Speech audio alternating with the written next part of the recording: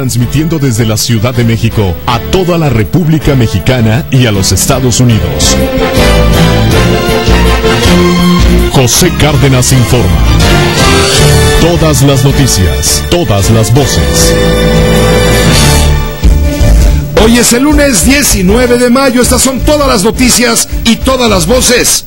Anuncia Gustavo Madero cambio de era en el Partido Acción Nacional luego de su triunfo por más de 12 puntos porcentuales sobre su adversario Ernesto Cordero, quien anoche mismo reconoció los resultados de la elección, contradiciendo todos los augurios de los columnistas políticos en el sentido de que Cordero impugnaría la elección y llevaría el pleito incluso ante el Tribunal Electoral del Poder Judicial de la Federación. Hoy, por cierto, el presidente de la República, Enrique Peña Nieto, entre Ernesto Cordero y Gustavo Madero, bueno, usted disculpará. Hoy el presidente de la República, Enrique Peña Nieto, felicitó a Gustavo Madero. Maru Rojas, ¿cómo te va? Muy buenas tardes. Efectivamente, fue a través de su cuenta personal de Twitter como el presidente de la República se congratula del clima de civilidad política en el que transcurrió la jornada electoral interna del PAN para renovar a su dirigencia nacional, así como el reconocimiento también de su militancia a los resultados dados a conocer por la comisión organizadora de estos comicios. Detalla la presidencia también a través de un comunicado que el Ejecutivo Federal confía en que estas elecciones contribuyan a fortalecer el diálogo político entre el gobierno de la República y las principales fuerzas políticas del país a favor de la modernización, pero sobre todo, Pepe, del desarrollo del país. Y bueno, pues esto sucede apenas horas después de que se diera a conocer este triunfo. El día de hoy el presidente de México lo felicita y ya la presidencia de la República hace oficial también este reconocimiento. También en la cuenta de la red social Twitter, el presidente Peña Nieto felicitó al bicampeón del fútbol mexicano. Esto sí fue de manera más inmediata. Anoche apenas terminaba el partido cuando el presidente de la República luego escribía que felicidades por este triunfo, reconocía el bicampeonato, el esfuerzo y sobre todo pues sabemos que muy pronto serán nuevamente recibidos en la residencia oficial de Los Pinos para festejarlo. Pues te agradezco la información, Maru, y estaremos en contacto. Buenas tardes. Gracias, muy buenas tardes. Sí, Gustavo Madero, hoy a través de algunas entrevistas en medios electrónicos, principalmente en la radio matutina, celebró la actitud generosa de Ernesto Cordero al reconocer los resultados. Dijo que se está construyendo el PAN del futuro, en el que están incluidos todos, y que su proyecto busca recoger las experiencias del partido que gobernó 12 años y el partido que ganaba elecciones. Queremos recoger lo mejor de estas etapas que hemos vivido y acercamos a los ciudadanos con un PAN más abierto. Hay un relevo generacional, un cambio generacional. Yo me entiendo como alguien que posibilita que nuevos liderazgos surjan. Más que contra alguien como Felipe Calderón, yo no lo veo así, sino a favor de una nueva etapa en la que todos estamos incluidos, dijo Gustavo Madero, que estaba más feliz que los dueños del equipo León, luego de haberse obtenido ayer en la noche el bicampeonato en el Estadio Hidalgo de la ciudad de Pachuca. En cuanto a las leyes secundarias de las reformas en telecomunicaciones y la energética debatidas en el Congreso, Gustavo Madero dijo que ahora los panistas se van a aplicar de inmediato para que este partido salga con una posición monolítica, salga unido defendiendo las propuestas que ayuden a democratizar a los sectores energético y de telecom. Aseguró que Acción Nacional será un factor para construir todos los acuerdos. De todo esto vamos a hablar con Gustavo Madero en un rato más, aquí en este espacio informativo de Grupo Fórmula. Mientras tanto, senadores panistas hacen un llamado a su dirigente reelecto para unir y curar las heridas luego de esta ardua contienda contra Ernesto Cordero. Vamos contigo, Israel Aldave, ¿cómo te va? Muy buenas tardes. Buenas tardes, así es como tú lo señalas, a senadores del Partido Acción Nacional afines a Ernesto Cordero que iniciaron este día. La pusieron a andar ya la operación Cicatriz en la Cámara Alta. Roberto Gil Suárez, uno de los principales operadores del candidato derrotado en la elección interna del Partido Acción Nacional, dijo Pepe que es momento de darle la vuelta a la página y aceptar los resultados con actitud democrática. Escuchemos sus palabras. Ahora queda pendiente de restablecer la unidad, de crear concordia interna, de crear condiciones de gobernabilidad interna, queda el deber de un propósito de inclusión para que el partido pueda unido ser más fuerte, y esa convocatoria definitiva inevitablemente debe venir de quien hoy encabeza la dirigencia nacional. Ahora viene. Ahí te Pepe, las palabras de Roberto Gil Suárez, quien afirma que ante esta situación y los resultados adversos en contra de Ernesto Cordero, afirmó que el PAN en el Senado tiene que mantenerse como un grupo unido con visión panista, pero sobre todo para poder empujar leyes democráticas que beneficien a todos los mexicanos. Por su parte, Pepe, la hermana del expresidente Felipe Calderón, Luisa María, dijo que el PAN tendrá que trabajar fuertemente en esta segunda etapa de Gustavo Madero como su dirigente nacional para poder precisamente mantener la unidad y renovarse política internamente y construir un partido libre. Ahí, Pepe, ya empieza a operar la operación cicatriz en el PAN, en el Senado de la República. Es lo que están reclamando los senadores, ¿no? Unidad y desde luego curar las heridas que fueron bastante profundas, bastante graves durante todos los previos a la solución de la dirigencia interna del partido y luego durante los pasados 60 días de, campaña, de batalla campal que se dio entre Ernesto Cordero y Gustavo Madero. Muchas gracias por la información, Israel, muy buenas tardes. Continuamos pendientes, Pepe, buenas tardes. Claro que sí, también los diputados blanquiazules levantan la mano y dice, señores, nosotros los panistas hemos de olvidar agravios. Sara Pablo, buenas tardes. Así es, Pepe, ¿cómo estás? Muy buenas tardes. Diputados del PAN señalaron que concluida su elección interna, será necesario olvidar los agravios, trabajar por la unidad del partido. Juan Bueno Torio, diputado del PAN, afín a Ernesto Cordero, reconoció el triunfo de Gustavo Madero, dijo que más allá de ganadores y perdedores de este proceso, es necesario que la nueva dirigencia nacional, que termina en diciembre del 2015, llame en los hechos a la unidad y hizo votos porque se logre consolidar un trabajo interno y que sobre todo fortalezca con su presencia el Congreso de la Unión las reformas que tanto necesita el país. El diputado Bueno Torio dijo que a diferencia de otros partidos, en el PAN no hay dedazos, se practica a nivel interno lo que se quiere para México, que es una democracia no solo electoral sino efectiva y con resultados concretos para el bienestar de la mayoría de los mexicanos. Pues siempre el partido después de las campañas se ha reconciliado, lleva tiempo, desde luego los equipos cercanos de los candidatos son quienes han protagonizado más esta encarnizada lucha de descalificaciones. Pero esta encarnizada lucha, dijo, debe de quedar atrás. Por su parte, el diputado Juan Pablo Adame señaló que es tan sencillo como que si en el PAN no hay unidad, no van a ganar las elecciones, en el 2015 les va a ir muy mal. Bueno, hay una condición básica para poder ganar el 2015, el Congreso Federal y las gobernaturas, y esa es la unidad. Si no somos capaces de generar unidad, pues seremos derrotados en las elecciones del 2015.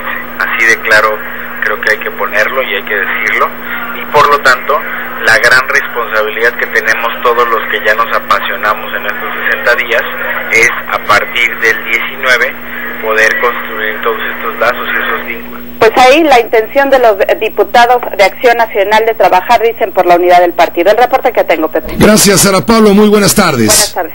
Bueno, no cabe duda, las heridas de guerra, resultado de pugnas familiares, pues tardan mucho en sanar solas, si es que logran hacerlo alguna vez. Los atraques fratricidas suelen ser los más crueles y los más violentos, y el perdón, si no es imposible, cuando menos es muy, muy difícil, cuando la misma sangre caliente corre por las venas de adversarios irreconciliables, como es el caso de Gustavo Madero y Ernesto Cordero. El caso es que, independientemente del resultado, que según las encuestas se preveía favorable a Gustavo Madero, el caso es que hoy los panistas amanecen sin duda fracturados, y la nota es esa, el llamado a la unidad, a la concordia y a pegar los pedazos del plato que se rompió durante tanto tiempo entre panistas. Las diferencias entre corderistas y maderistas son, pues, más que profundas. Son 2 años de acuerdos inconfesables con el gobierno federal, pugnas, acusaciones, desconfianza, descalificación que no se borran en una sola noche. En la elección de ayer, en realidad, estaban en juego, pues decía Rafael Cardón aquí en estos micrófonos, estaban en juego 2 reelecciones, la de Gustavo Madero y la de Felipe Calderón a través de un prestanombres. Fue una confrontación entre un hombre que hizo trabajo político a fondo en el Partido de Acción Nacional y, bueno, quien optó por acatar las instrucciones que llegaban desde Harvard, allá en los Estados Unidos, por parte de Felipe Calderón. La contienda interna panista fue solamente el punto culminante de una espiral de agravios discursivos que inició con la derrota presidencial del 2012. De entonces para acá, el PAN, en el sentido de unidad interna, no ha dado prácticamente una. ¿Por qué? Porque maderistas y calderonistas se han confrontado, pues por el reparto de culpas, pero sobre todo por la ventaja que significa disponer del patrimonio, incluso económico, no solamente político, de un partido ahora de oposición, ya sin el poder presidencial como digamos gran aglutinante, como gran pegamento. Pues salieron dentro del PAN a la luz vicios y trampas. Durante la docena gloriosa del poder, los panistas adoptaron las peores prácticas del viejo PRI. Eso ha sido sumamente criticado. Por ejemplo, del fortalecimiento del centralismo, llevar el centralismo al extremo, hasta llegar al escándalo de los moches. Los representantes de Acción Nacional confirmaron la vieja sentencia: el poder a todos los hace iguales. Y bueno, ¿qué le digo al interior? También se degradaron las relaciones institucionales consolidadas en una identidad construida por los padres fundadores de Acción Nacional hace 75 años, derivó en un vulgar pleito por el hueso que se les atora en el pescuezo, ¿no? En fin, todo esto se va a comentar hoy y se está comentando en las redes sociales, en los periódicos, en los medios electrónicos, respecto a lo que ocurre en el Partido Acción Nacional. Por eso la nota hoy no es tanto el triunfo de Gustavo Madero, el cual daban muchos por hecho, aunque estuvo ciertamente competida la elección, no digo cerrada, pero sí competida, una diferencia de 10-12 puntos porcentuales entre uno y otro. La nota no es esa, ni tampoco la nota es que haya perdido Madero. La nota es que el PAN amanece, le digo, como un partido fracturado al que le urge entrar a una terapia ortopédica para volver a restablecer todo su esqueleto y comenzar a operar, como lo dijo hoy Gustavo Madero, en calidad de verdadero monolito. Notas importantes hoy: lo que ha dicho el jefe de gobierno del Distrito Federal: antes de 6 meses estará nuevamente operando la línea 12, la línea dorada, la línea bicentenario del metro, la cual está suspendida, cuando menos en más de la mitad de su recorrido, desde hace 2 meses. Fue despedido el presidente de Banamex USA por el fraude de oceanografía. Ha trascendido que el doctor José Manuel Mireles pretende unirse a las guardias rurales. Violencia en Tamaulipas, otra vez al sur, en Tampico. Hubo violencia, hubo balazos, tiroteos, hubo lesionados, gente que estaba en el lugar incorrecto a la hora incorrecta. Por lo pronto, hoy encontraron un vehículo con 7 cadáveres dentro. Se está investigando, desde luego. Allá en Guerrero fue asesinado el jefe de la policía ministerial. Allá en Culiacán mataron a uno de los gatilleros de Joaquín Guzmán Loera, alias El Chapo. Capturaron al Ferrari, jefe de los Zetas en el estado de Nuevo León. El Z-16 ya está en el penal de Puente Grande. Cayeron 4 policías secuestradores en Lomas Verdes, Estado de México. En Morelos marcharon en contra de los abusos policíacos. Desde el Vaticano, el Papa se mostró preocupado justamente por la violencia que se vive en México. Este es un reporte desde Roma de lo que dijo el Papa sobre la violencia en nuestro país. Los obispos mexicanos continúan en Roma reuniéndose por grupos con el Papa para estudiar la situación de sus diócesis. Como conferencia episcopal nos hemos esforzado por acompañar el caminar de nuestro pueblo, poniendo especial atención a las familias, a los jóvenes, a los indígenas. Francisco les dijo que le preocupan los problemas sociales y pastorales de México y agradeció a los obispos su trabajo. Yo aprendí mucho de lo que me iban diciendo. Me quedaron preocupaciones serias de las iglesias de ustedes. Algunos sufren mucho, los problemas que el señor cardenal acaba de mencionar. Son problemas serios. El Papa les entregó un mensaje dirigido a todos los obispos que explicó posteriormente ante los medios de comunicación el presidente de la conferencia episcopal, el cardenal Francisco Robles. Francisco les pidió que no abandonen a las víctimas de la violencia causada por el narcotráfico. El pueblo de Dios espera de ustedes, pastores, no respuestas técnicas ni políticas a este gravísimo mal. Lo que el pueblo espera es su cercanía de pastores. En su mensaje, Francisco dice que es importante que los laicos se involucren en la vida social y política del país, dando testimonio de su fe, con coherencia y sin complejos. Los obispos, por su parte, no desaprovecharon la ocasión de preguntarles si visitará México. El Papa no nos dijo sí, pero tampoco nos dijo no.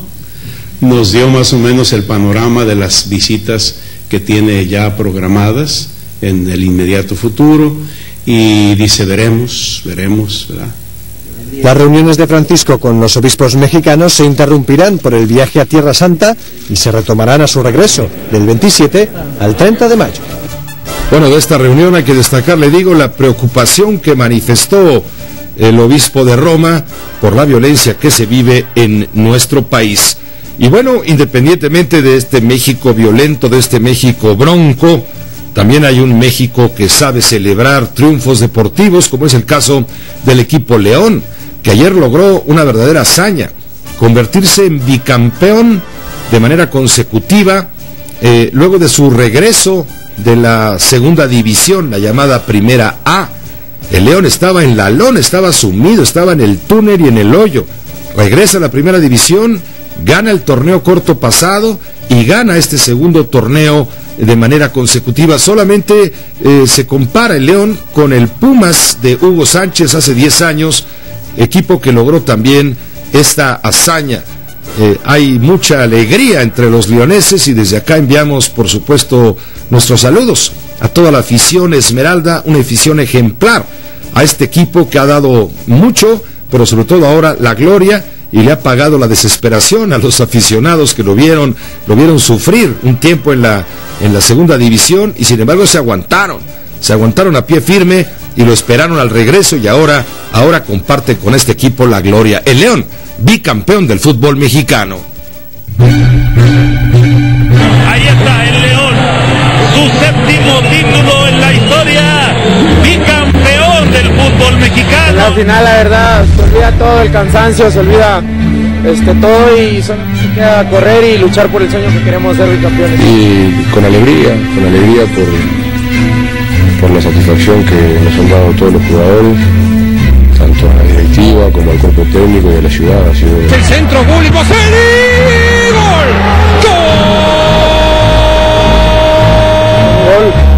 que marca un bicampeonato, pero esto es en grupo. Estábamos un gol abajo, pero sabíamos que podíamos ganar tranquilamente y bueno, lo demostramos que a pesar del cansancio el equipo siempre saca un plus y bueno, demostramos que somos los mejores. Bomba cerrada, ventaja para los que defienden, son 10, el centro, el remate, gol.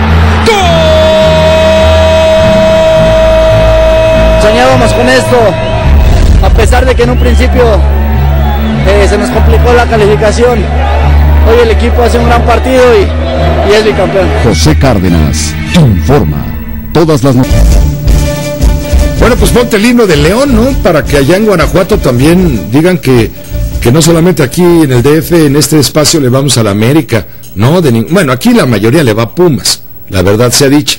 El único que le va a la América creo que soy yo, y uno que otro por ahí, de esos que están en el closet y que no se atreven a sacar la cabeza a la hora de la verdad, porque se guardan y solamente festejan los triunfos y a la hora de las derrotas se esconden y no, hay que llevar el americanismo con dignidad, diría José Ramón Fernández, o lo que sea, pero siempre con dignidad. Pero vamos al León, allá está el festejo y el festejo es grande, o fue muy grande anoche desde luego, y allá se encuentra Alejandro Arenas, él es corresponsal de Grupo Fórmula en la ciudad de León, muy pendiente justamente del júbilo, el júbilo al cual tiene todo el derecho la afición que siempre apoyó a la fiera.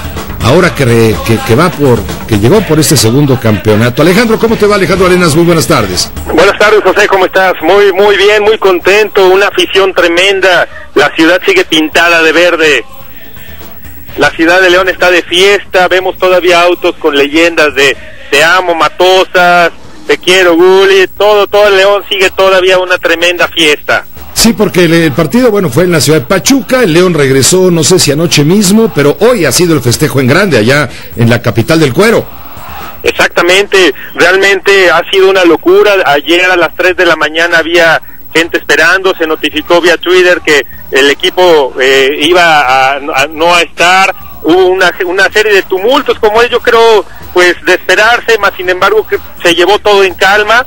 Hubo algunos daños materiales de autos que pasaban por el camino, más sin embargo, hace unos minutos yo pasaba por una de las principales arterias de la ciudad, que es López Mateos, que inclusive ya han apodado como López Matosas, y bueno, pues realmente se ve tranquilo, se ve que no ha habido grandes destrozos, la gente ya está un poco más tranquila, pero el entusiasmo sigue y en boca de todos mañana, tarde y noche seguirá el día de hoy. ¿En dónde suelen ser las celebraciones del León? Que no son muchas ni muy seguidas, pero bueno, ya van 2 campeonatos seguidos. Dices que la Avenida Libertadores. No, se llama López Mateos. La Avenida López Matosas. Así es, López Matosas, actualmente como es apodada el día de hoy. Se llega a López Mateos a la altura del estadio y también en el Arco de la Calzada es donde se congrega la gran mayoría. Ayer veíamos una gran cantidad, me tocó estar ahí. ¿Y qué te puedo decir, Pepe? Parecía las 2 de la tarde de un día pico. La gente estaba, la gran mayoría, fuera de sus casas festejando, banderas, se veían por todos lados las banderas de color verde. Pues enhorabuena, se lo merece la afición, se lo merece el equipo y la ciudad, desde luego también. Enhorabuena y gracias, Alejandro, por esta crónica. Muchas gracias, Pepe, buenas tardes. Gracias, muy buenas tardes, Alejandro Arenas. Él es reportero, corresponsal de Grupo Fórmula Noticias allá en la ciudad de León, Guanajuato. José Ramón Fernández, ¿cómo te va? Buenas tardes. Hola, Pepe, ¿cómo estás? Buenas tardes. Bien, pues se cumplió el pronóstico, sí, se impuso la superioridad, no numérica, no, la superioridad de experiencia a la juventud, a pesar de que le echaron todas las ganas los del Pachuca. Sí, me parece que León gana merecidamente, es bicampeón. Después de mucho tiempo de no serlo en el fútbol mexicano, ningún equipo había sido Pumas.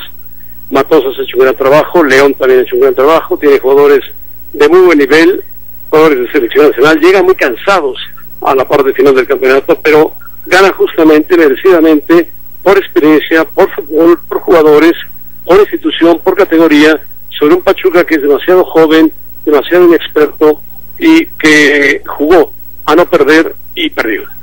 Pues sí, hizo un gran esfuerzo, un gran desempeño que tuvo en el Nou Camp de León el jueves pasado, se alzó con una victoria de 3-2, el partido ayer, bastante aburrido en el primer tiempo, ¿no crees? Sí, el primer tiempo y también parte del segundo, a no ser por el empuje de León, los goles de León, el esfuerzo de Matosas, perder a los jugadores muy rápido, tuvo cambios que los hizo bien, oportunos, excelente. Me parece que hemos descubierto en el técnico argentino Matosas, de origen uruguayo, porque su padre era uruguayo y él es argentino, un nuevo técnico, una vanguardia de directores técnicos diferentes, audaces, ambiciosos, ganadores, y Matosas encabeza esa lista. ¿Qué cambios esperan en el equipo León? ¿Se va a quedar Matosas, crees tú, o habrá movimientos ahí? No, yo creo que Matosas va a renovar, lo van a renovar, por lo menos un año más, una temporada más, y habrá algunos cambios, sí, algunos jugadores querrán salir dependiendo del mundial que hagan, sobre todo en medio campo, donde está Peña, donde está Gallito Vázquez, donde está Montes. Ese tipo de jugadores posiblemente quieran emigrar, no al fútbol mexicano, sino al extranjero, si tiene alguna buena oferta de algún promotor que va a estar pegado a ellos, y seguramente los va a estar colocando en algún equipo de Portugal, de España, de Francia, de Holanda.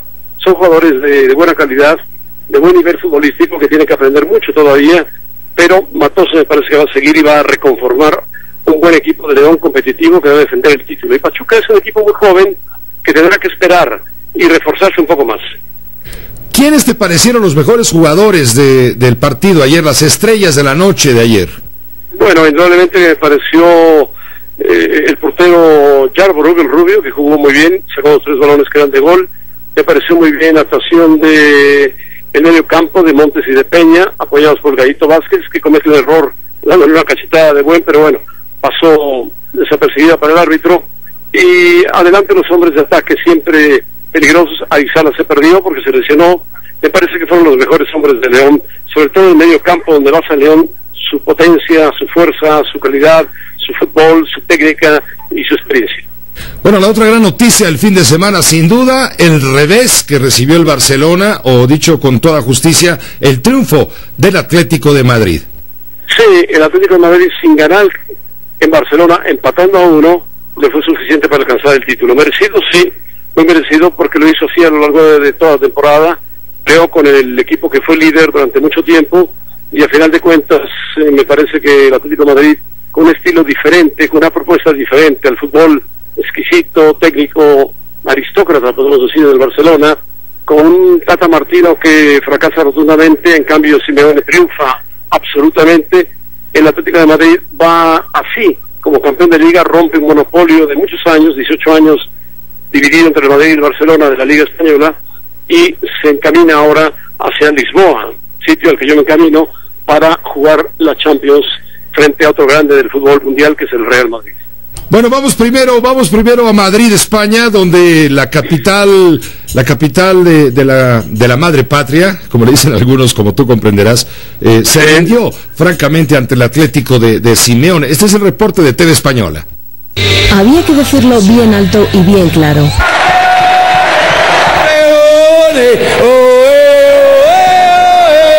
Tras 9 meses esperando el siguiente partido, por fin el Atlético pudo ofrecerle a Neptuno la Liga y toda una tarde de celebración que comenzó, como no, en el Calderón.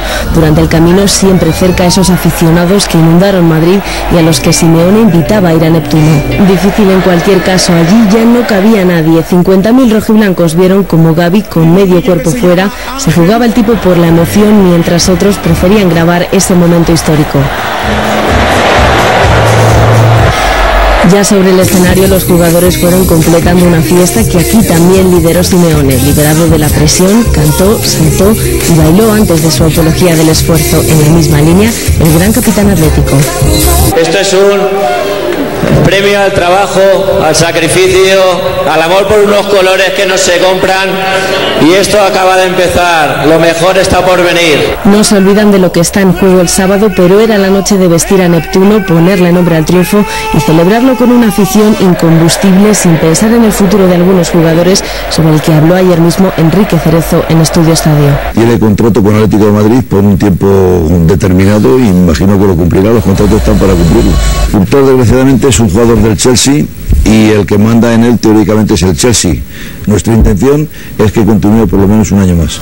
Madrid se rinde al Atlético, Joserra. Sí, se rinde porque el Atlético de Madrid, como te dije, hacía 18 años que no ganaba un título de Liga.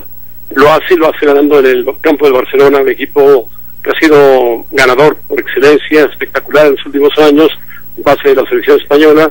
Y ahora lo que tiene que hacer el equipo de Simeone, que demuestra que también se puede ganar jugando de otra forma, no tan bonito, no tan espectacular como lo hace el Barcelona, sino quizá más duro, más defensivo, más físico, pues llega a la final y ahora tiene que prepararse en escasos días para jugar otra gran final, que es la Champions, la máxima categoría del fútbol mundial, inclusive diría yo por arriba del Mundial de Fútbol.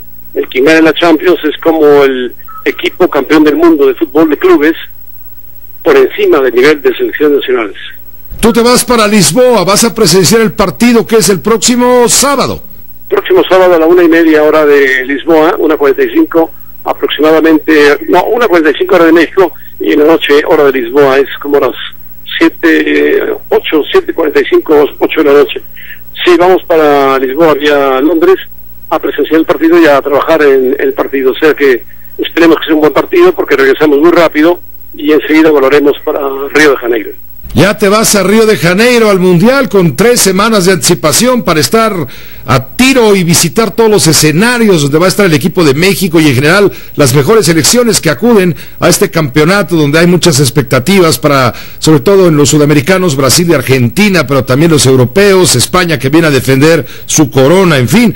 Pero bueno, déjame terminar este comentario contigo, hablando brevemente del Barcelona, un equipazo, el equipo más caro del mundo sin duda, que se va este año, bueno, en esta temporada con las manos vacías, se queda sin nada y hasta sin técnico, cargo que ya fue ocupado desde hoy por Luis Enrique. Sí, Luis Enrique es un hombre que conoce perfectamente el Barcelona, jugó en el Barcelona, jugó también en el Madrid, por cierto. Dirigió a la Roma de Italia, dirigió al Celta de Vigo con buenos resultados y regresa al equipo del Barcelona. Él dirigió al Barcelona B mucho tiempo, lo subió de categoría, es gente de Guardiola, gente que conoce internamente la Masía, gente que conoce al Barcelona. Va a renovar el Barcelona algunas posiciones, la portería, un defensa central, un lateral, un mediocampo, un delantero centro. Seguramente el Barcelona será un equipo más competitivo, más fuerte la próxima temporada, como deben ser los equipos grandes. No se pueden quedar dormidos en sus laureles.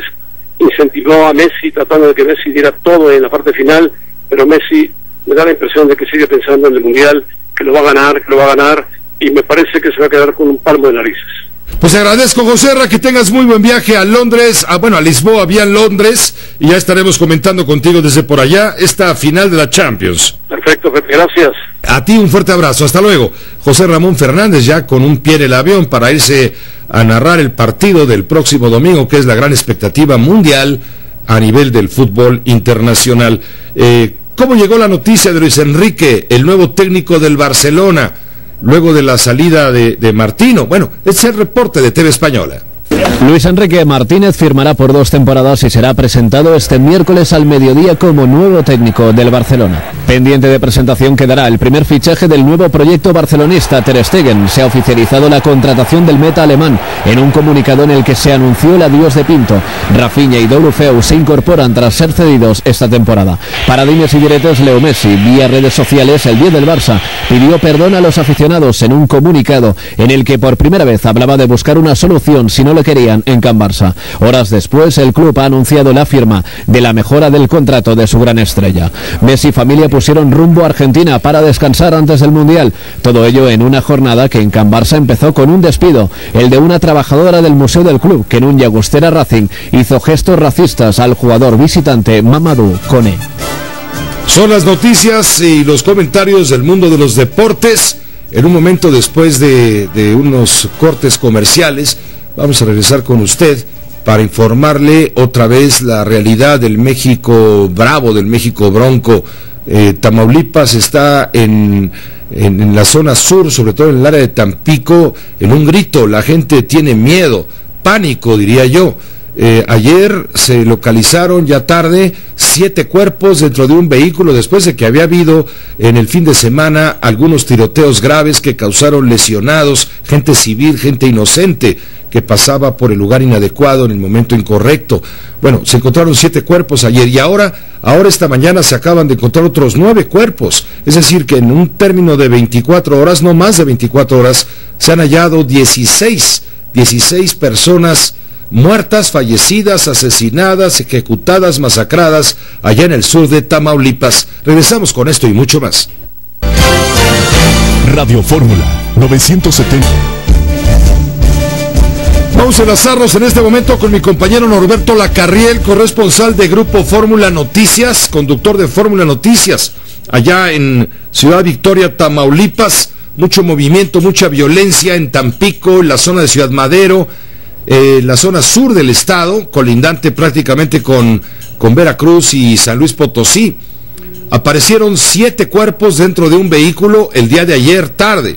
Hoy por la mañana temprano, otros 9. Todo esto producto de la violencia, del choque, de la pugna, de la batalla, de la guerra sin cuartel sangrienta entre los grupos y los cárteles delictivos. Vamos contigo, Norberto. Muy buenas tardes allá en Ciudad Victoria con toda la información de Tamaulipas. Pues andamos en todas partes, ¿no? En la frontera, centro, sur.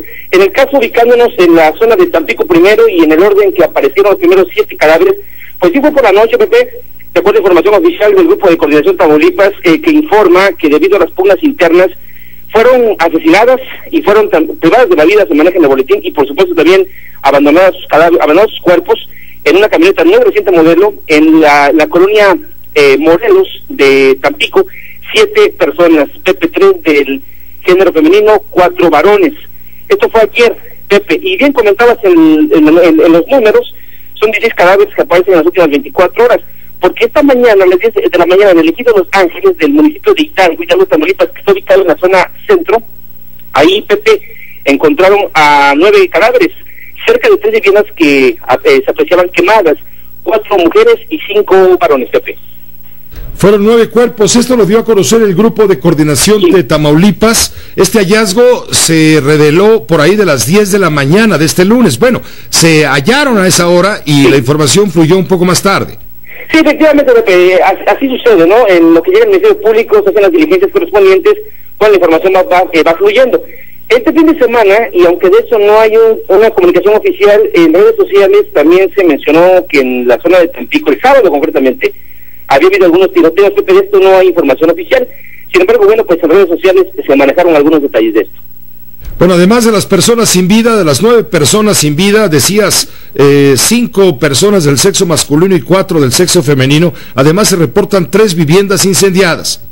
Sí, precisamente donde estaban los cadáveres en el ejido de Los Ángeles, estaban los cuerpos, de acuerdo a la descripción y a lo que, bueno, pues visualmente alcanzamos a imaginar o mentalmente alcanzamos a imaginar, es justamente que estaban los cuerpos tirados y cerca había viviendas quemadas. Mira, concretamente, dice aquí la nota, además 3 viviendas también fueron incendiadas cerca de donde aparecieron los cuerpos de las víctimas aún no identificadas. Las investigaciones están a cargo de la Procuraduría General de Justicia del Estado. Pues te agradezco la información, Norberto Lacarrier. Vamos a estar al tanto porque los cuerpos encontrados esta mañana no han sido identificados todavía. No, y tampoco los de anoche, tampoco habían tampoco los 7 de ayer, sí. No están identificados. Bueno, pues hay 16 identificaciones pendientes y estaremos reportándolo a través de nuestra corresponsalía que tú comandas. Gracias. A ti, Pepe, gracias, buenas tardes. Gracias, muy buenas tardes. Lo que está ocurriendo nos informa Norberto Lacarrier desde Tamaulipas. Bueno, y en Nuevo León, en el vecino estado de Nuevo León, fue capturado un sujeto al que apodan el Ferrari, identificado como jefe del cártel de los Zetas en el estado de Nuevo León. Vamos con José Luis Castro, también reportero corresponsal de Fórmula Noticias allá en Monterrey, Nuevo León. Adelante, José Luis, te escuchamos con esta información. Muy buenas tardes, Pepe. Bueno, pues sí, efectivamente, para reportarte que el líder de los Zetas en Ciudad Victoria, Juan Fernando Álvarez Cortés, alias y mejor conocido como el Ferrari, habría sido detenido la noche del sábado por la Marina en un operativo realizado en el fraccionamiento privado de Anáhuac, esto en el municipio de Escobedo, municipio conurbado del área metropolitana de Monterrey. Esto lo revelaron fuentes. Infantes de Marina capturaron a este personaje. La detención de el Ferrari habría ocurrido el sábado en este exclusivo fraccionamiento del municipio de Escobedo, el cual forma parte de la zona metropolitana de Monterrey, como ya te menciono. Bueno, pues esta captura, explicaron los informantes, se desprendería de una investigación que permitió capturar en Monterrey el sábado pasado al jefe de la zona de los Zetas en la región de Nuevo Laredo, Fernando Martínez Magaña, mejor conocido como el Z16. Además de Martínez, uno de los principales responsables del tráfico de personas y droga en la frontera con Tamaulipas, fuerzas federales arrestaron ese mismo día en la colonia residencial San Agustín, en el exclusivo municipio de San Pedro, a Ernesto Villegas Angulo, operador financiero del Z16. Pepe, te platico que también esta detención de el señor Juan Fernando Álvarez Cortés, mejor conocido como el Ferrari, fue también confirmado por el propio gobernador Rodrigo Medina de la Cruz. El mandatario local aseguró que las detenciones hechas por el estado justamente de líderes que operaban en Tamaulipas demuestran la coordinación que existe entre ambas autoridades. Esto lo afirmó luego de que la captura de estos 2 líderes criminales aquí en Monterrey y San Pedro, realizadas en días pasados, además de otra que se llevó, como te comentaba, esta del famoso Ferrari en el municipio de Escobedo. Bueno, pues todo esto se hace y se ha confirmado por parte del gobernador en el marco de este operativo que se está llevando en el estado de Tamaulipas, que autoridades federales recientemente dieron a conocer. El gobernador mencionaba que el estado de Nuevo León se encuentra blindado. Sin embargo, parece que con estas detenciones no está tan blindado como dice el gobernador Rodrigo Medina de la Cruz. Pepe. Pues te agradezco, José Luis, la información desde Monterrey, Nuevo León. Saludos a toda la audiencia frecuente por radio y televisión. Un fuerte abrazo. Igualmente para ti, otro igual. José Luis Castro, conductor de Fórmula Noticias en Monterrey. Hablando del Z16, hoy fue declarado formalmente preso. Juan Antonio Jiménez, tú tienes todos los datos. Adelante. Juan Antonio Jiménez, ¿me escuchas? Estamos al aire. Adelante. Gracias, Pepe, muy buenas tardes. Fernando Martínez Magaña, alias el Z16, ya fue consignado por la Procuraduría General de la República ante un juez federal acusado por los delitos de portación de arma de fuego de uso exclusivo de las Fuerzas Armadas, posesión de cartuchos, delitos contra la salud en la modalidad de posesión de cocaína con fines de comercio. Todos estos ilícitos fueron cometidos en flagrancia y son considerados como graves, por lo cual no va a contar con ningún beneficio. De esta manera ya fue ingresado al Centro Federal de Reclusión número 2 Occidente, ubicado en Puente Grande, Jalisco. En las próximas horas un juez federal le va a tomar su declaración preparatoria. Como se recordará, Martínez Magaña, de 42 años, era jefe de zona de los Zetas de la región de Nuevo Laredo, uno de los grupos delictivos dedicado al tráfico de drogas y armamento y el tráfico de indocumentados hacia los Estados Unidos. Dentro de la estructura criminal de los Zetas, presuntamente se encargaba de actividades de cruce, tanto marítimas como terrestres, de inmigrantes indocumentados a la Unión Americana. Al percatarse del riesgo de detención, el Z-16 se trasladó a Monterrey, donde fue localizado y detenido en una operación en la que no se realizaron ningún tipo de disparos. Por otra parte, Pepe, también fue consignado el líder de la organización criminal conocida como Los Rojos, Leonor Nava Romero, quien fue detenido el viernes pasado en Tecpan de Galeana. A él se le acusan de delitos contra la salud, ya que al momento de su aprehensión se le encontró casi 1 kilo de droga sintética, portación de arma de fuego, pues llevaba una AK-47 y una granada. Cohecho, pues ofreció 3 millones de pesos por su libertad, y uso de documentos falsos, ya que traía documentos con 3 nombres distintos. El líder de Los Rojos fue trasladado al penal de máxima seguridad número 1, ubicado en Almoloya de Juárez, en el Estado de México. Pepe, el reporte. Juan Antonio Jiménez, muchas gracias por la información. Muy buenas tardes. Gracias, buenas tardes. Y vamos a Guerrero con Lupita Gutiérrez, corresponsal de Grupo Fórmula. Fue asesinado el jefe de la Policía Ministerial y fue atacada la alcaldesa de Juan R. Escobedo. Lupita, ¿cómo te va? Muy buenas tardes. ¿Qué tal, Pepe? Muy buenas tardes. Con estas noticias, Pepe, decirte que el comandante regional de la zona centro de la Policía Ministerial del Estado, Esteban Parra, fue ultimado a balazos en la carretera federal Chilpancingo-Tixtla, vía que conduce a la montaña de Guerrero. Circulaba con dirección de la ciudad de Tixtla a Chilpancingo, y a la altura de las instalaciones de la Escuela Normal Rural de Ayotzinapa fue interceptado. Por este hecho se cerró el paso vehicular por espacios de hora y media mientras realizaban el levantamiento del cadáver que quedó al interior del vehículo que conducía el hoyo Exciso. También decirte, Pepe, que como bien comentas, la alcaldesa del municipio de Juan R. Escudero, conocido como Tierra Colorada Guerrero, Elizabeth Gutiérrez Paz, resultó ilesa de un atentado que sufrió ayer domingo. También ya interpuso una denuncia contra los elementos de la policía comunitaria, denominados entre la Unión de Pueblos y Organizaciones de Guerrero, esta agrupación que opera en esta zona, por el agravio que sufrieron elementos integrantes de su escolta, hechos que ocurrieron, Pepe, en la carretera federal Acapulco-Chilpancingo, tras pasar un retén de la policía ciudadana. En este hecho, 2 de sus guaruras de la presidenta municipal, Elizabeth Gutiérrez Paz, resultaron heridos, por lo que fueron hospitalizados en un nosocomio del puerto de Acapulco, y ya la Procuraduría de Guerrero realiza las investigaciones correspondientes tras interponer esta denuncia, y se solicita más bien la alcaldesa de ese lugar esclarecer los hechos. Pepe, mi reporte. Lupita Gutiérrez, muchas gracias. Quedamos, como dices tú, atentos y pendientes. Atentos y pendientes, Pepe. Gracias, muy buenas tardes. También le voy a informar que un presunto gatillero de Joaquín El Chapo Guzmán fue asesinado en un supermercado en Culiacán, la capital de Sinaloa. Personas armadas, según tengo aquí la información, lo siguieron a balazos por varias cuadras del sector Barrancos, hasta que se introdujo al estacionamiento de una tienda, un centro comercial, y luego intentó refugiarse dentro de los comercios. Quienes lo perseguían también entraron disparando hasta que le dieron alcance y lo mataron. Esto provocó un caos, imagínense, entre los empleados y quienes se encontraban en ese momento realizando compras. El gatillero de Joaquín El Chapo Guzmán fue asesinado dentro del supermercado. De acuerdo con testigos, era perseguido en un automóvil y 2 camionetas. Él intentaba huir a bordo de un bocho blanco. Afuera de la plaza quedaron 38 cartuchos percutidos de AK-47 y un número no determinado todavía de cartuchos útiles dentro de la tienda. De manera oficial, las autoridades no han confirmado el nombre de la víctima, pero se presume que se trata de César Alberto Acosta Chaires, presunto gatillero del Chapo Guzmán. Esta persona había sido detenida en mayo del 2005 junto a otros sujetos con un fuerte arsenal en el municipio de Mazatlán.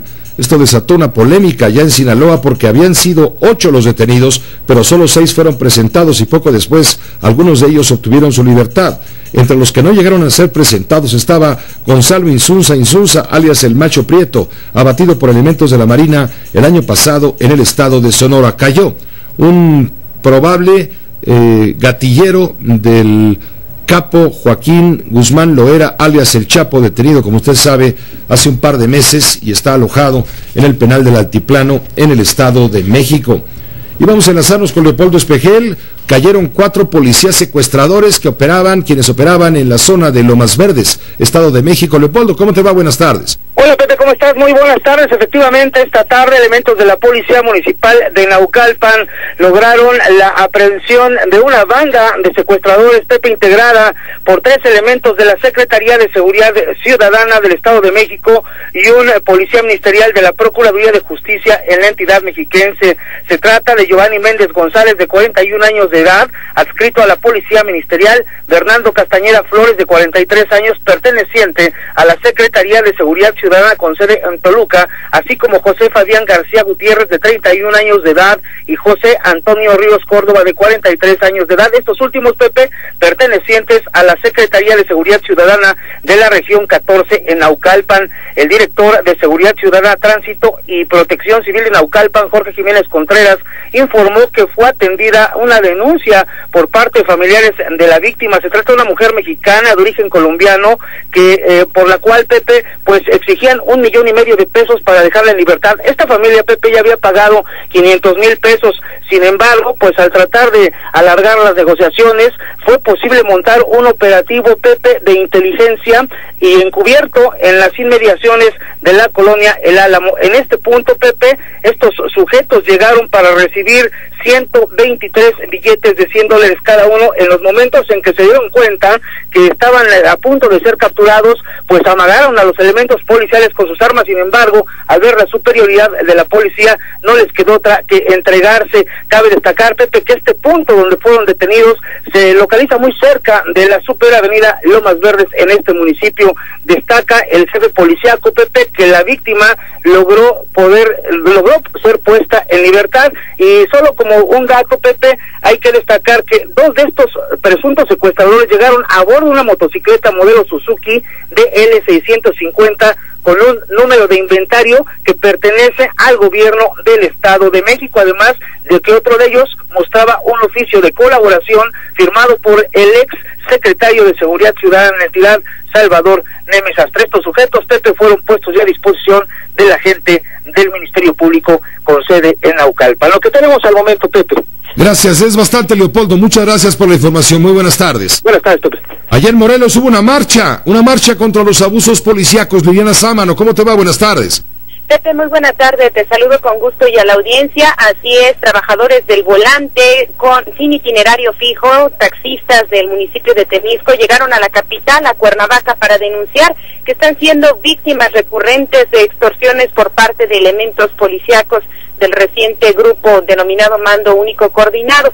Y es que hay que recordar, Pepe, que muchos de los elementos policíacos municipales fueron incluidos en este proceso de unificación policíaca. Los taxistas, del municipio de Temisco aseguran que no ha cambiado el modus operandi de los oficiales, que siguen pidiendo mordidas y que incluso a veces les fabrican delitos con tal de ofrecer resultados a sus nuevos superiores.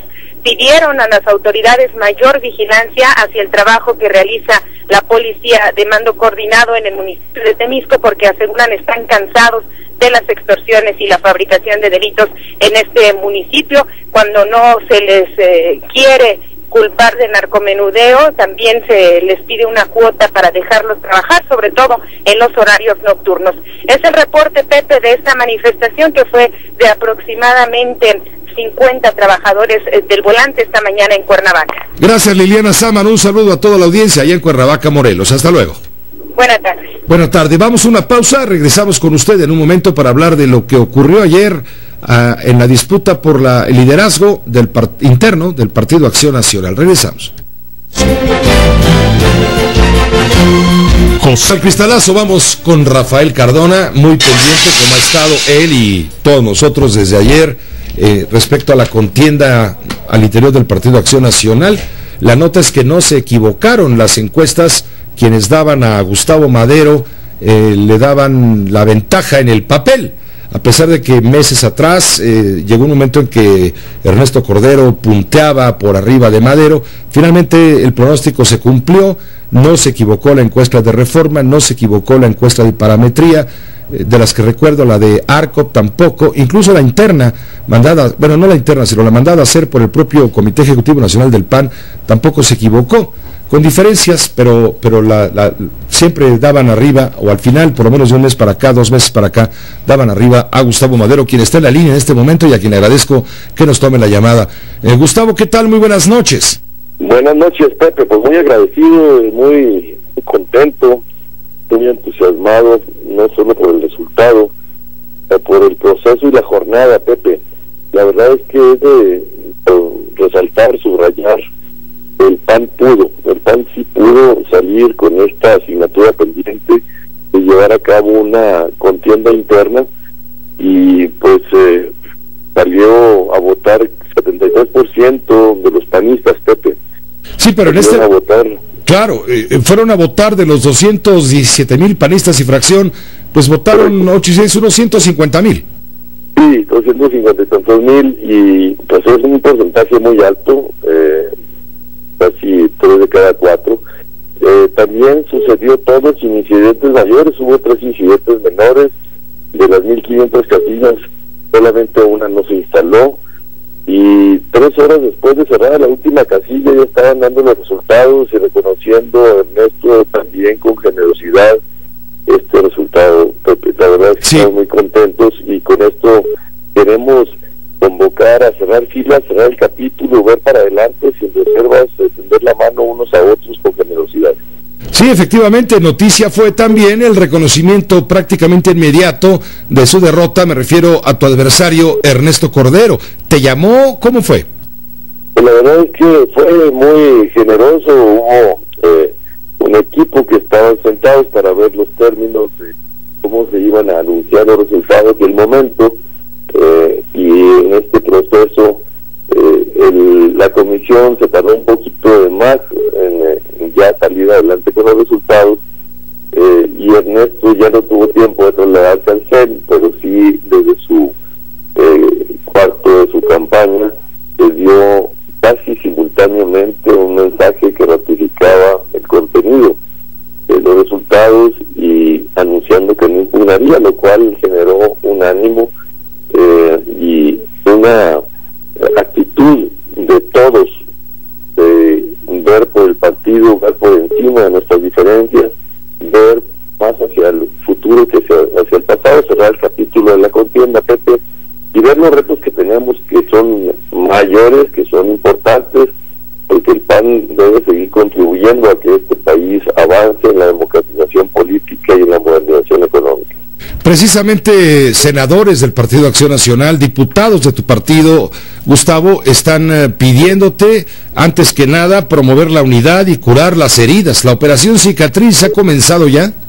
Sí, es un proceso, porque hay que reconocer que es un proceso, no son cosas instantáneas, inmediatas, pero están todas las condiciones para lograrlos, están toda la disposición de los principales actores para trabajar en ello, y sin duda yo me aplicaré con toda mi capacidad y voluntad para construir un puente de acuerdos y ver por el partido cerrando las heridas y construir un proyecto incluyente, plural, que es lo que necesitamos como un partido democrático que somos. Después de haber visto la división al interior de tu partido, sobre todo reflejada en los ejercicios legislativos en el Senado de la República y también en la Cámara de Diputados, ahora podrías decir que van a regresar ustedes a los periodos extraordinarios para el debate de las leyes secundarias en materia energética y de telecomunicaciones, ya como un monolito. Sin duda, Pepe, pero yo sí quiero precisar, el PAN, todas las reformas el año pasado las votamos monolíticamente. Incluso la única en la que estuvimos en contra lo hicimos también monolíticamente, que fue la reforma fiscal, tú lo recordarás. Estuvimos en contra de esta propuesta que mandó el presidente Peña Nieto y se aprobó solamente con el voto del PRI y del PRD. El PAN estuvo en contra de la reforma fiscal, pero estuvo a favor de todas las demás, y lo hicimos sin fisuras y fracturas en la Cámara de Diputados y de los senadores, en la reforma política, en la de telecomunicaciones, en la energética, en la reforma educativa, en todas las reformas. El PAN actuó de esta manera. Yo aspiro a que esto se mantenga igual en la discusión de las leyes secundarias. Sé que ha habido comentarios y expresiones que parecerían posiciones distintas y a veces encontradas, pero todavía estamos en la fase de la deliberación. Ya cuando llegue el momento de la votación, yo confío en que el PAN pueda procesar este posicionamiento de una manera más unánime y poder salir unidos también en lo que el PAN propone en cada una de estas reformas. Hablabas tú de los grandes retos que se plantean a esta nueva época. Dices tú, es una nueva era la del Partido Acción Nacional que dará paso también a un obligado cambio generacional, pero también es necesario, salvo tu mejor opinión, claro, la búsqueda de la identidad extraviada entre los panistas, ¿o no, Gustavo? Yo quiero, más que la identidad extraviada, ver el posicionamiento del PAN del futuro, una construcción de propuesta que convoque a los retos que tiene nuestro país y cómo nuestro partido puede ser la mejor propuesta para combatir la pobreza, la desigualdad, la impunidad, la injusticia, la inseguridad. Esa es la aspiración que tenemos, y abrevando de nuestra historia y de nuestra doctrina, pero el reto está hacia adelante, no el volver el pasado a una realidad que ya no existe, sino en este contexto y sobre todo proyectado hacia adelante el PAN de los próximos 25 años, cómo se va a preparar, con qué oferta, con qué posicionamientos y con convocatoria para entusiasmar a los ciudadanos a darnos su respaldo. Ese es el reto fundamental que tenemos.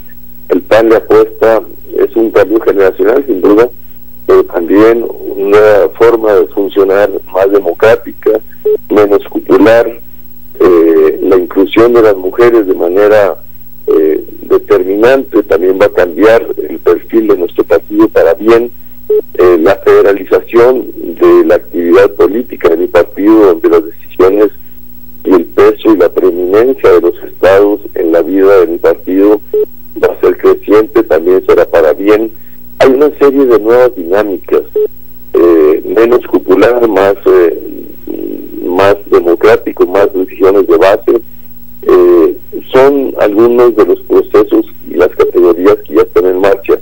Por eso, más que un PAN que voltea hacia atrás, solamente lo haremos con el espejo retrovisor, porque lo que tenemos enfrente es un gran escaparate que es nuestro parabrisas del futuro. Ahí es donde el PAN quiere... Precisamente en tu espejo retrovisor estarás viendo a Ernesto Cordero, claro, morder el polvo después de la derrota, pero lo estás viendo en el parabrisas hacia adelante. ¿Lo ves cerca de ti a Cordero después de este proceso de reconciliación?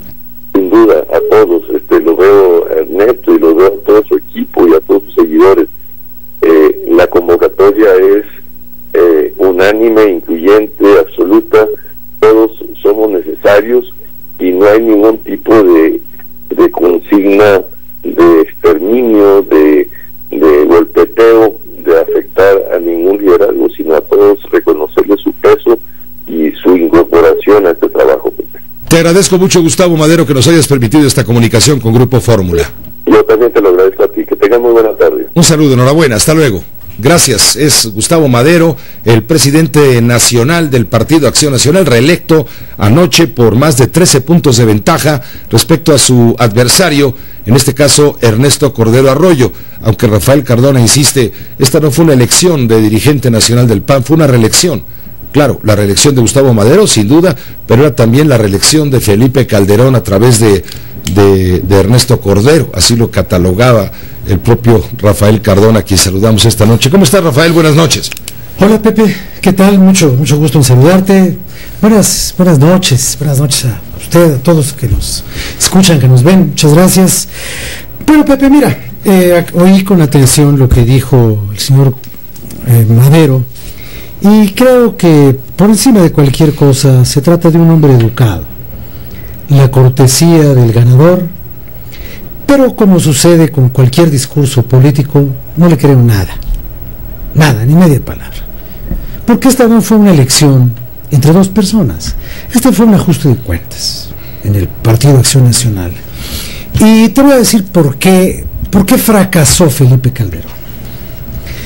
Felipe Calderón fracasó porque nunca se dio cuenta de que en su afán de imitar al PRI, que fue una de sus obsesiones desde la presidencia, les quitó a los panistas un orgullo, si tú quieres, un orgullo simbólico, pero orgullo al fin, de que ellos son democráticos. Ellos dicen que son demócratas y democráticos y que ellos son quienes le han traído a la política mexicana la decencia que el PRI rastacuero, bien chamarrado y sombrerudo le quitó frente a ellos, que eran los ilustrados y las personas decentes, educadas de misa de 11. Bueno, y les quitó eso. ¿Cómo se los quitó? Se los quitó como se los quiso volver a quitar ayer y no pudo, aplicando la teoría infalible del dedazo en la designación del presidente del partido. Felipe Calderón, hacia el interior del PAN, los volvió vulgares y corrientes y les impuso a dos presidentes, a Germán Martínez y a César Nava. Esos ganaron con un voto cada uno. Madero por lo menos ganó en un proceso abierto, legal, hasta donde se puede apreciar, y bueno, la mayoría de sus compañeros de partido votaron por él. Está muy bien. Es la primera vez que se hace eso. Antes se hacía por delegados y los delegados se manejaban de acuerdo con la fuerza de uno o de otro señor. Por eso le ganó Calderón a Santiago Krill, porque tenía la estructura, porque tenía el conocimiento. Pero embelesado con el poder, sin darse cuenta de que era el no poder, Calderón les impone por dedazo a dos presidentes del partido y todavía hace algo peor. Fíjate cómo la política nos pone paradojas. Al señor Manuel Espino, que había ganado una elección presidencial, lleno de rencor y de odio, lo expulsa del partido, lo saca. Al que ganó la presidencia, lo saca. Al histórico, lo echa. En cambio, los panistas, al que pierde la elección presidencial, a ese lo ratifica o lo reelige, como tú quieras. Entonces, ¿qué nos enseña esto? ¿Cuáles son las lecciones de las reelecciones? Bueno, la primera, que Gustavo Madero se puso a hacer política de a de veras, y se adhirió al Pacto por México, e incidió y cambió cosas y modificó, y su gente intervino en la reforma energética, y su gente rechazó la reforma fiscal, y su gente entró a la reforma laboral, y su gente hizo política con el poder, pero con la fuerza de la oposición, que sabe negociar. Negoció y ganó. Los calderonistas, que tienen las manos muy manchadas, aprovecharon todo el asunto de los moches y los casinos y esto y el otro para enlodar a esa parte del PAN, sin darse cuenta de que al enlodar a esa parte del PAN estaban enlodando al partido completo. Un partido no puede estar medio sucio. Si está sucio parejo, aunque haya personas limpias, pero el partido se ensucia. Entonces, ¿cuáles fueron los agravios de Calderón en contra del PAN? Uno, instaurar el dedazo como método de elección. Otro, instalar el nepotismo simbólico. Eso de mandar a su esposa a hablar bien de su candidato es de una mediocridad infinita. Pero la señora jala parejo, pues es su marido, ¿no? Tiene que ayudar. Entonces, les hace todavía el otro agravio, les expulsa a un presidente ganador al que le inventan cosas. Y después ni siquiera tiene la valentía de actuar de frente, siempre manda gente, ¿no? Entonces pone a esta especie de Manco González, que es Cordero, con el que había fracasado en un empeño de candidatura presidencial.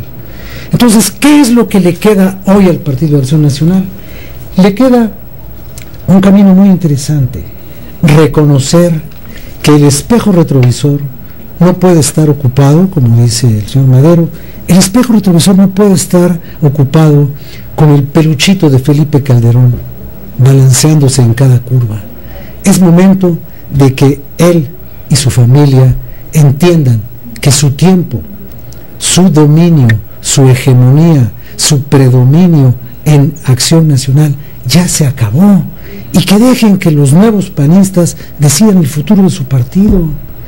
A ver si los nuevos panistas lo hacen mejor que ellos. Vamos a ver.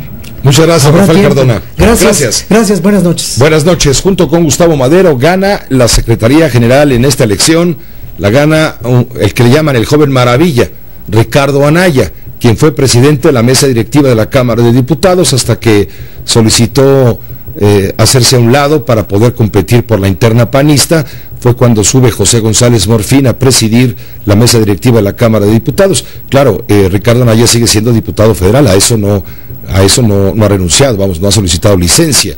Él es diputado federal, por supuesto, y ahora secretario general del partido, y él sí viene a simbolizar justamente lo que decía Gustavo Madero ahora, el arribo de las nuevas generaciones que deben prepararse para tomar la estafeta en el Partido Acción Nacional y darle nuevo rumbo y darle futuro a este partido después de todos los capítulos que ha pasado, algunos de ellos gloriosos y otros más bien lamentables. ¿Y la candidatura, Pepe? Ya, bueno. ¿La candidatura sabes de quién? ¿De quién? De Rafael Moreno Valle. ¿Y a la candidatura de Rafael Moreno Valle? ¿Qué día te lo estoy diciendo? ¿Me lo estás diciendo 3 años antes o 2 años antes? Acabamos de apostar, el señor Cárdenas y yo, $1. Un peso. Yo por lo pronto voy a quitar $1 de encima, vamos a corte y regresamos con más. Todas las noticias, todas las voces.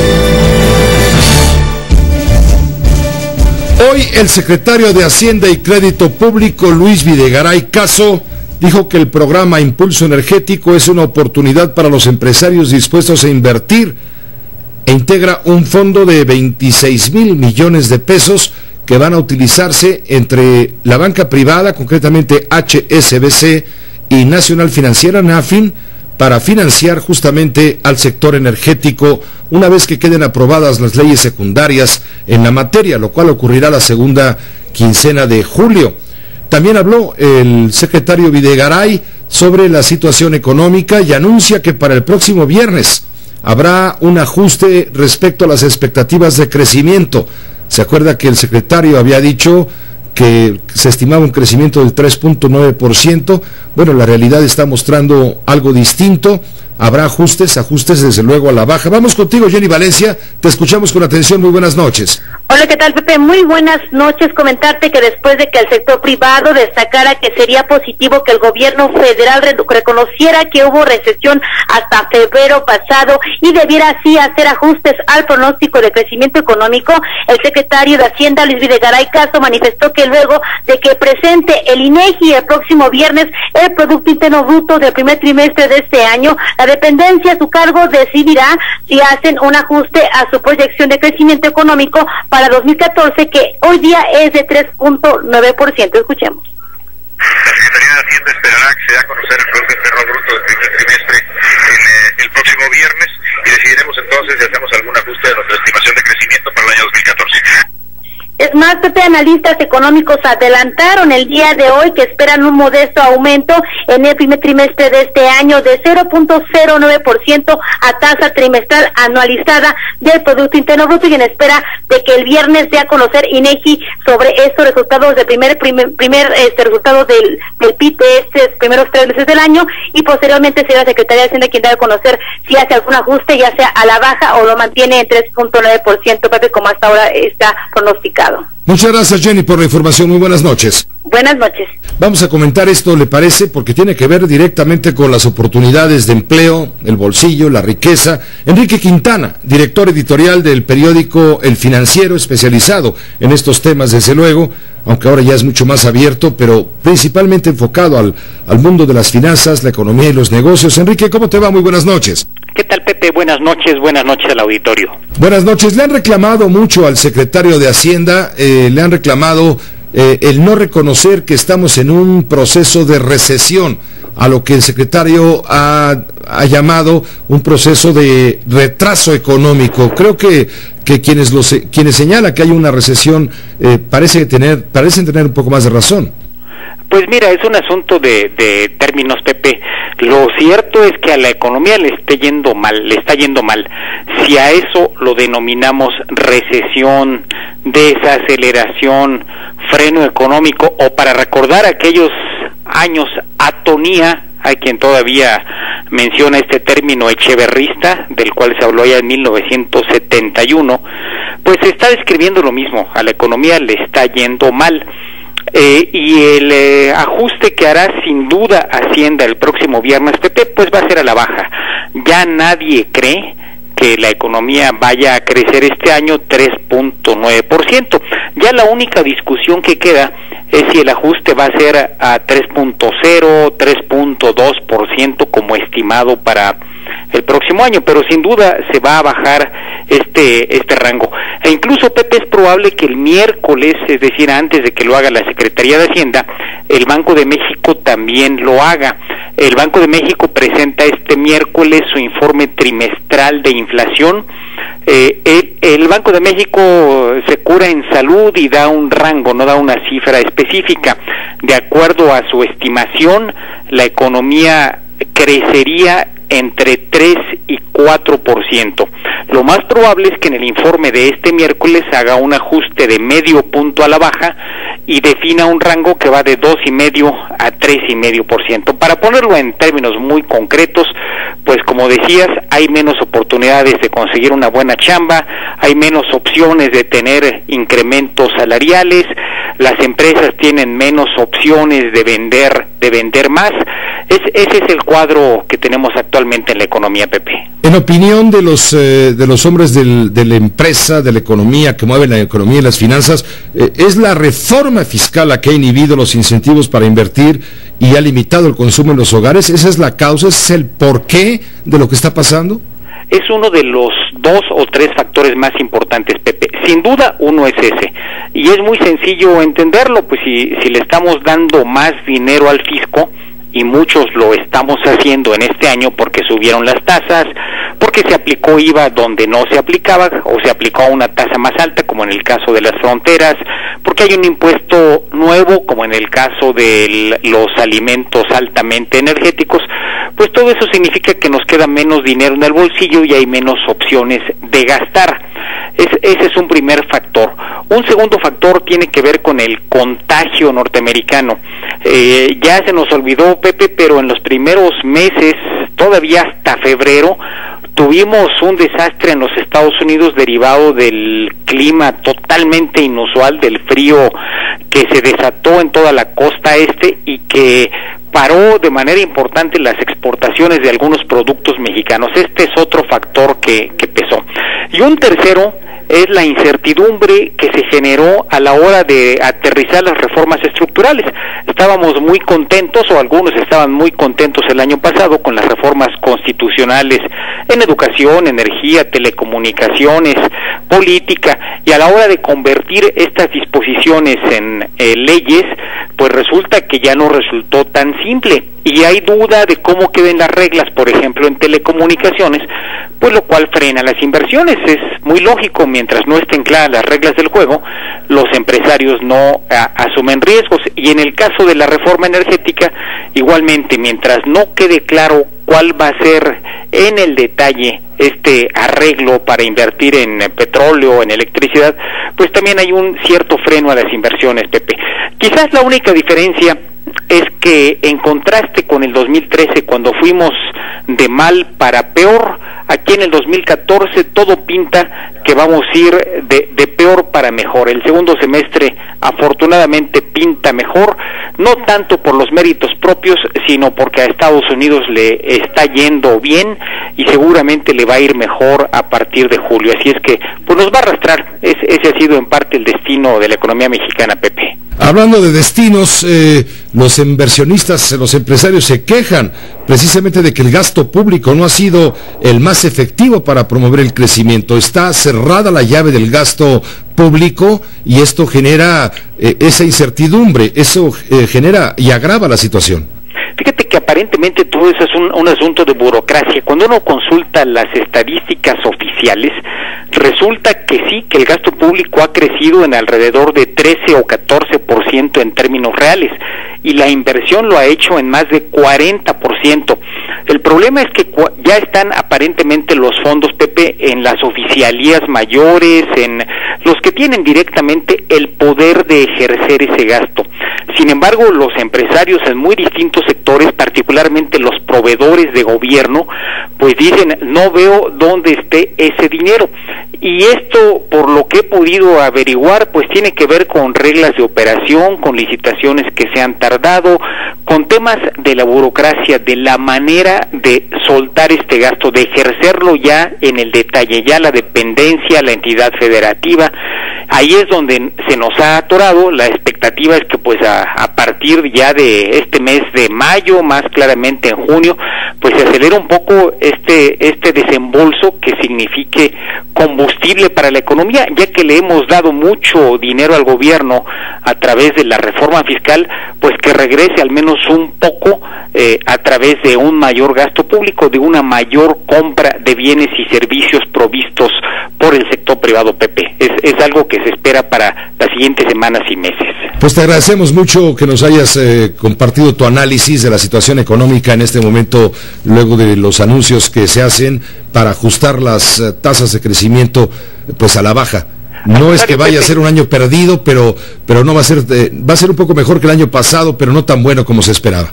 Así es, y no lo dudes, el viernes vas a estar anunciando en tu programa que Hacienda bajó su expectativa de crecimiento. Dalo por hecho. ¿Y a cuánto apuestas? Lo que decías hace un momento. Yo creo que va a ser 3.2%.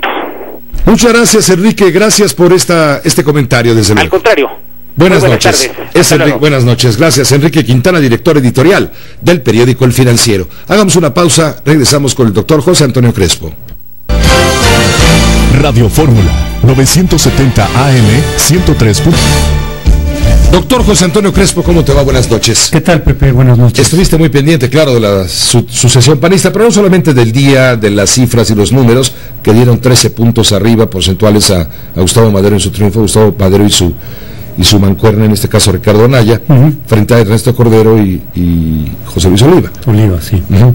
Independientemente de los números de ayer, vamos, que no hacen sino confirmar lo que ahora sí las encuestas decían, que no, esta vez no se equivocaron. Reforma hace una semana atinó, parametría atinó, en fin, las que tuvimos a mano. Sí. Pero has venido viendo el proceso, digamos, desde que comenzó, y antes, claro, después de la derrota presidencial, ¿no? Sí. Bueno, pues yo creo que fue un proceso muy duro, muy rijoso. Sí se generaron ahí divisiones muy fuertes, no a raíz de la contienda, sino desde antes, como dices, desde el proceso electoral, desde la derrota, y durante estos 2 años, en la cuestión, por ejemplo, del Pacto por México, ¿no?, en donde los corderistas se opusieron abiertamente a que se hicieran ese tipo de negociaciones. Entonces la fractura venía de atrás, pero se acendraó, digamos, durante esta contienda. Realmente se atacaron muy duro, pero yo creo que el PAN tuvo la fortuna en el día de ayer de que se confirmara una ventaja muy amplia, independientemente de quién fuera a ser el ganador. No digo que tuvo fortuna porque haya ganado Madero, no estoy tomando partido en ese sentido, sino que cualquiera de los dos que ganara por un margen muy amplio. ¿Cómo es el caso? Como es el caso, fue importante porque conjuró la posibilidad de un litigio, de denunciar, digamos, impugnar el resultado, que seguramente hubiera ocurrido de haber sido un margen mucho más pequeño. Cordero había venido preparando, digamos, ese escenario de descalificación, de decir que había compra de votos, que no había equidad, que estaba utilizando el aparato partidista en favor suyo, Madero, de tal manera que un resultado cerrado, como también hubo algunas encuestas que dijeron está muy cerrado, ¿no? Bueno, no fue cerrado, pero eso le favorece al PAN, porque de haberse dado este escenario de confrontación y de impugnación, pues se va más para abajo y se retrasa indefinidamente lo que viene para adelante, lo que tendrían que hacer ahora, que es la operación cicatriz, que es recomponer, digamos, estas fisuras que se vienen dando en el PAN desde hace mucho tiempo. Madero ya lo dijo, lo decía ahorita, está abierto, digamos, a esta plática, esta negociación. Tendrá que tomar en cuenta, como dice Cordero, que casi la mitad de los militantes pues votaron a final de cuentas por la otra opción, que tienen que ser tomados en cuenta en una negociación con Cordero. Pero yo no le veo tampoco tan automático esto. Esto llevará tiempo, como lo dice Madero, porque realmente sí fueron fricciones muy fuertes, fueron ataques muy fuertes, y sí hay diferencias de fondo, no es nada más que haya sido, digamos, una descalificación personal entre uno y otro candidato, sino que sí hay diferencias de fondo, por ejemplo, en la interlocución que se lleva con el gobierno, o los ataques que se hicieron de corrupción. Al gobierno le convenía más que ganara Madero, desde luego. La interlocución con Madero pues ya está sobre la marcha, ha sido más fácil.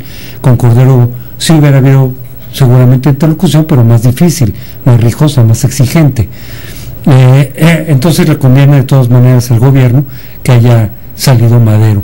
Pero la pregunta es, una cosa es reconocer el resultado, creo que Cordero estaba obligado a reconocer el resultado con este margen de diferencia, pero algo diferente es realmente ya cerrar filas con la nueva dirigencia.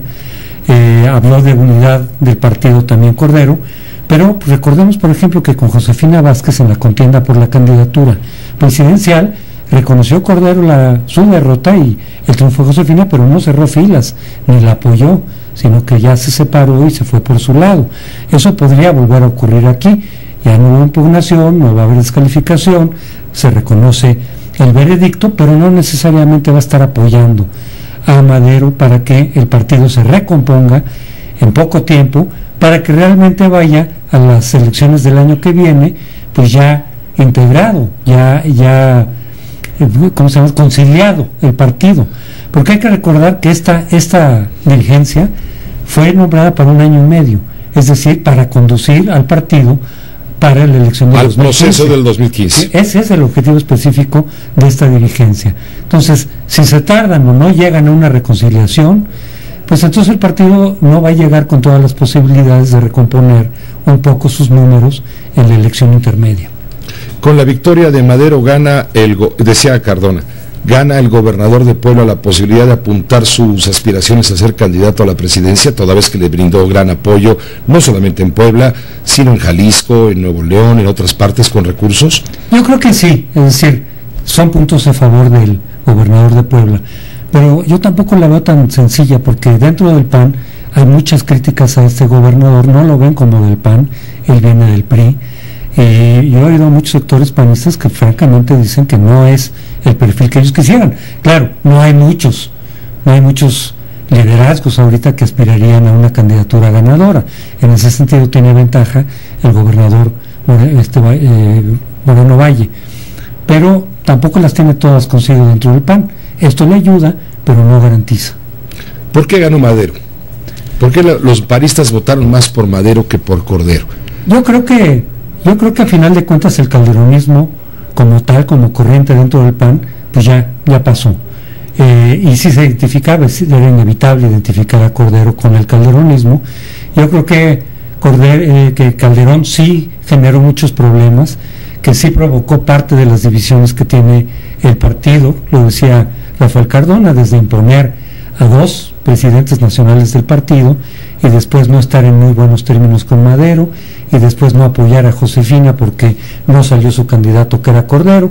Yo creo que el estilo personal de Calderón sí generó buena parte de estas fracturas dentro del PAN, de estas divisiones, y que pues los panistas están diciendo pues ya pasó el tiempo de Calderón.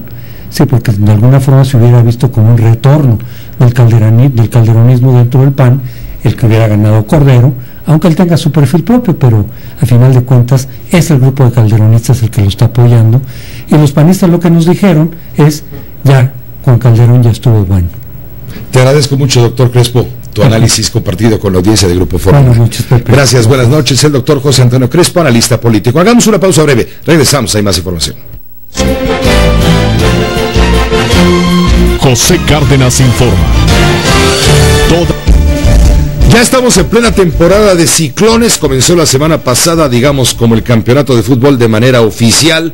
Sin embargo, entre estos habrá algunos más graves que otros, como cada año.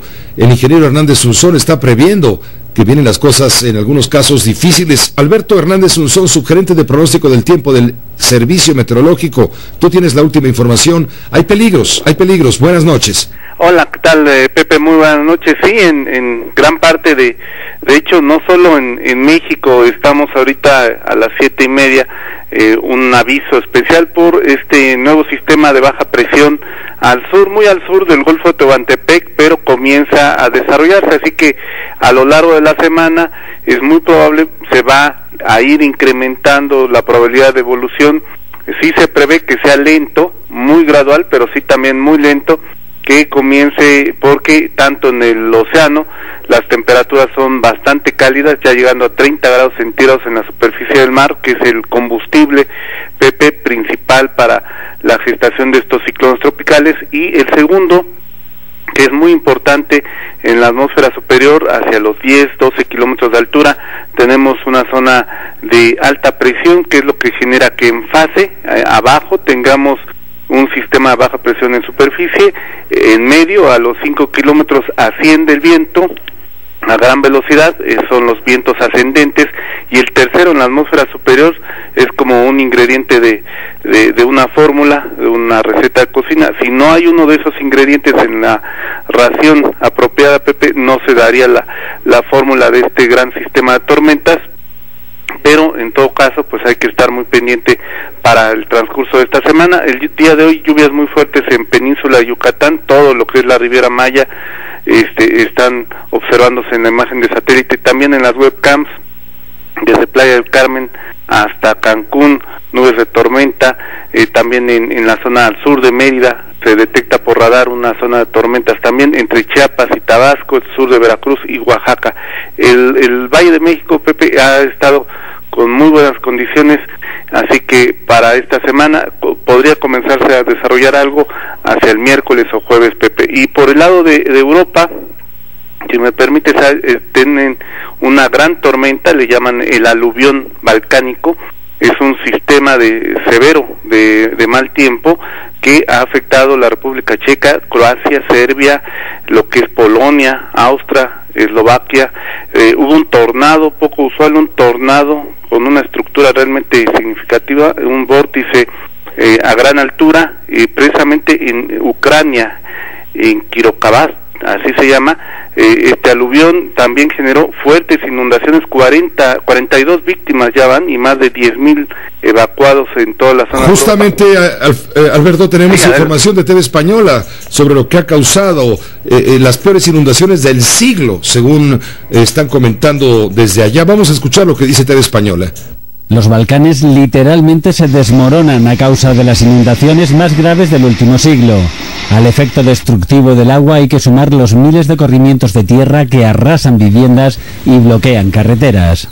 Villas enteras aparecen sepultadas bajo el lodo. Bosnia, un lugar que difícilmente volverá a ser habitable. Sus vecinos la abandonan como pueden y dicen que se irían a la luna antes que regresar.